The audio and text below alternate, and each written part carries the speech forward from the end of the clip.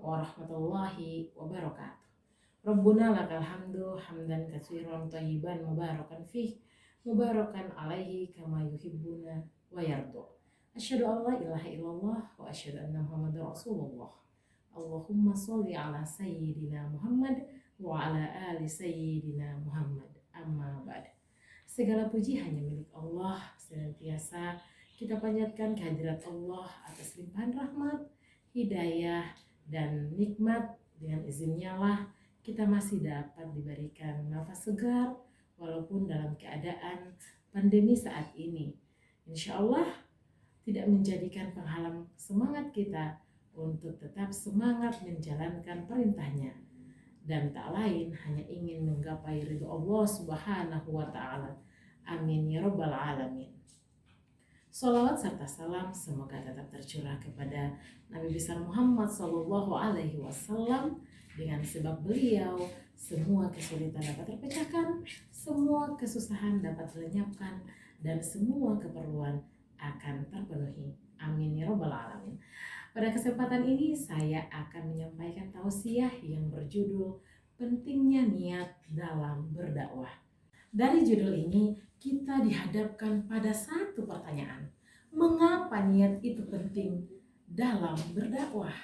Secara umum dapat dikatakan bahwa niat adalah maksud, tujuan, harapan yang ingin dicapai dalam melakukan suatu perbuatan yang tertanam dalam hati dan terimplementasi dalam tindakan kita. Olehnya kita harus benar-benar selektif dan berhati-hati dalam menetapkan niat, karena niatlah yang akan menegakkan perbuatan yang dilakukan untuk mewujudkan tujuannya. Bahkan para ulama seperti Al-Imam Al-Bukhari ataupun Al-Imam An-Nawawi rahimahumullah menetapkan niat sebagai hadis nomor 1 dalam kitab-kitab mereka, seakan-akan untuk mengingatkan diri agar mereka ketika menulis telah mengikhlaskan niatnya, dan juga mengingatkan kita sekalian agar ketika mulai membaca, mengkaji kitab-kitab ataupun ketika beramal, maka perhatikanlah niat kita. Apakah hadis tersebut? Yaitu sabda Nabi As-salatu wassalam, innamal a'malu binniyah. Sesungguhnya semua amalan tergantung dari niatnya. Nah, seperti apa niat yang telah ditetapkan akan menghantarkan hasil dan nilai pada perbuatan yang telah kita lakukan.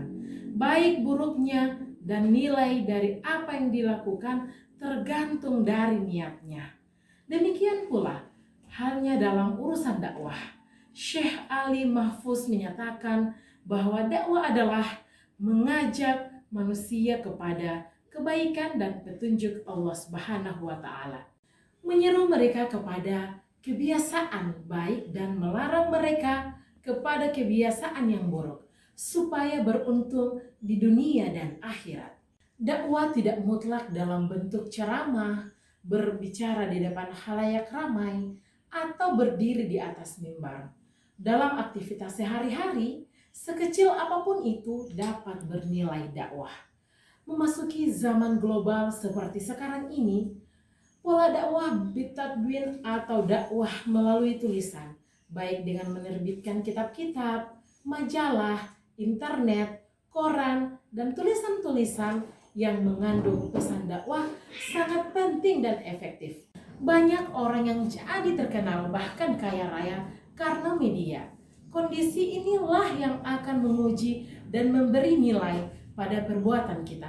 Apakah yang dilakukan benar-benar bernilai ibadah kepada Allah Subhanahu wa Ta'ala, atau semata-mata karena kekayaan atau popularitas? Semuanya kembali pada keikhlasan dan kelurusan niat kita.